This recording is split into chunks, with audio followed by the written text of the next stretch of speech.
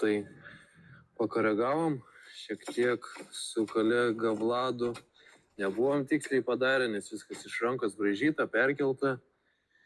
Tai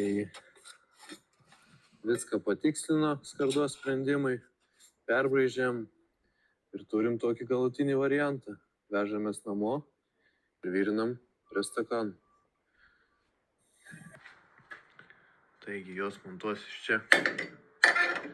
Šiaip viskas tinka, labai viskas gerai pasidarė. Tai kadangi viskas braižyta iš rankos ir visi matmenys kaip ir ne visai atitiko, tai skardos sprendimam teko pakoreguoti, viską pakoregavo ir išėjo puikus produktas. Taigi virinsim ir testuosim.